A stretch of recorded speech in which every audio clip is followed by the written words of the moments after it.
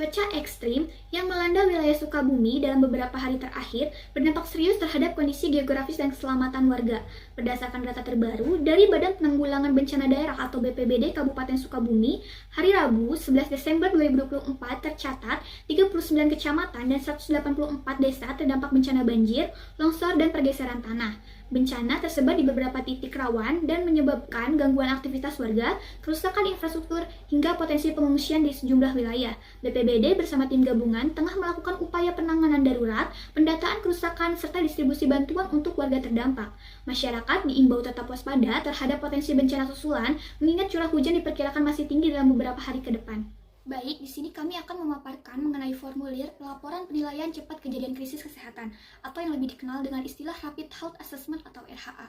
Nah, formulir ini merupakan alat penting yang digunakan oleh Dinas Kesehatan dalam respon cepat kejadian bencana yang berpotensi menimbulkan krisis kesehatan di masyarakat. Maka, dokumen ini dipakai dalam tahap awal penanganan bencana untuk mengidentifikasi dampak terhadap sektor kesehatan. Nah, di sini yang pertama disebutkan bahwa formulir ini berasal dari Dinas Kesehatan Kabupaten Sukabumi, yang berarti pelaporan dan penilaian ini dilakukan di wilayah Kabupaten Sukabumi. Nah, yang kedua yaitu jenis bencana. Bencana terjadi adalah banjir dan tanah longsor. Keduanya merupakan bencana alam yang dapat menimbulkan resiko kesehatan serius. Yang ketiga yaitu waktu kejadian bencana. Bencana dilaporkan terjadi pada tanggal 4 Desember tahun 2024 pada pagi hari. Informasi ini sangat penting untuk memastikan bahwa proses penanganan dilakukan sesegera mungkin setelah kejadian. Selanjutnya ada deskripsi bencana. Pada 4 Desember 2024, Kabupaten Sukabumi dilanda banjir dan longsor akibat hujan deras yang berlangsung selama beberapa hari yang diperparah oleh kerusakan hutan dan juga aktivitas tambang ilegal. Bencana ini menyebabkan ribuan rumah dan infrastruktur rusak. Puluhan korban meninggal, ribuan jiwa mengungsi dan berbagai kecamatan terdampak.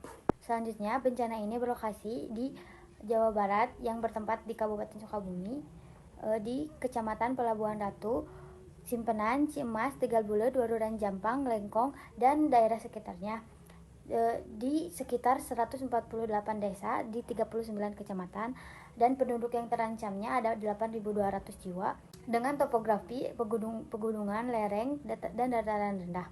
Selanjutnya ada jumlah korban.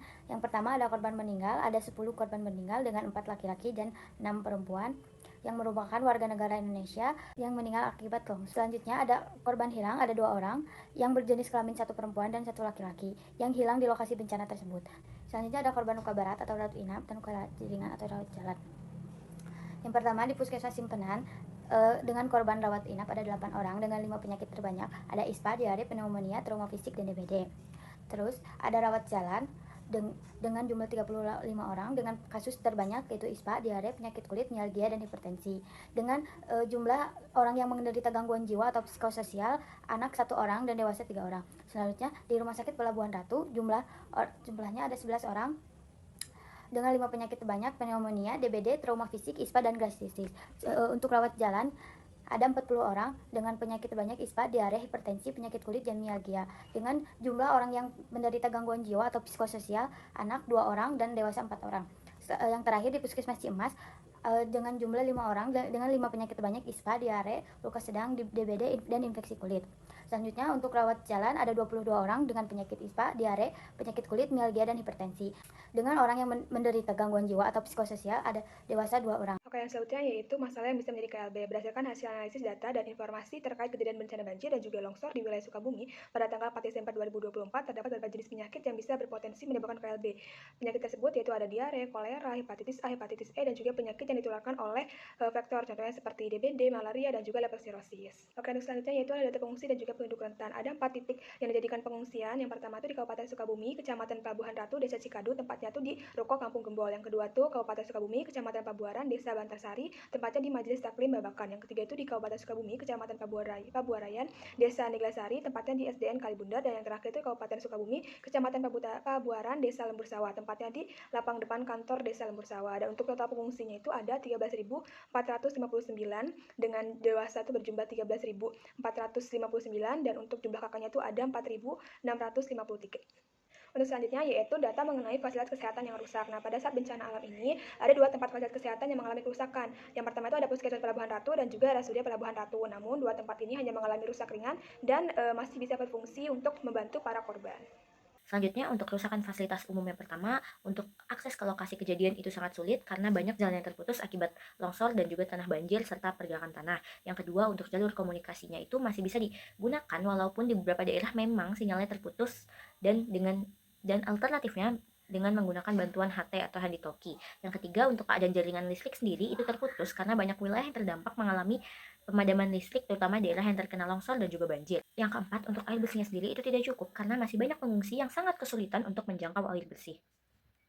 Selanjutnya, untuk kondisi sanitasi dan kesehatan lingkungan di lokasi pengungsian itu dari jenis fasilitas yang pertama atau jenis tempat penampungannya itu kondisinya dengan bangunan darurat berupa tenda dan juga balai warga. Untuk kapasitas penampungan pengungsi juga masih tidak memadai karena pengungsi terlalu padat. Untuk penyediaan air bersih juga tidak memadai karena sumber air batas dan distribusinya kurang.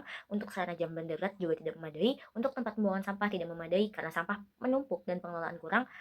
Selanjutnya, untuk sarana SPAL tidak memadai dan penerangan juga tidak memadai. Selanjutnya, ketersediaan sumber daya dari Dinas Kesehatan bagian perbekalan kesehatan. Yang pertama, obat dan bahan habis pakai tidak mencukupi, alat kesehatan tidak mencukupi, bahan sanitasi bagian kaporit cukup, PAC cukup, sedangkan aquatap tidak cukup.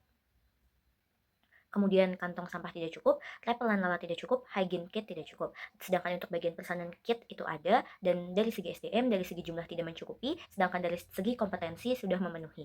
Untuk sarana pendukung pelayanan kesehatan dari Dinas Kesehatan sendiri, itu transportasi operasional pelayanan kesehatan tidak mencukupi, alat komunikasi tidak mencukupi, dan sarana listrik tidak berfungsi.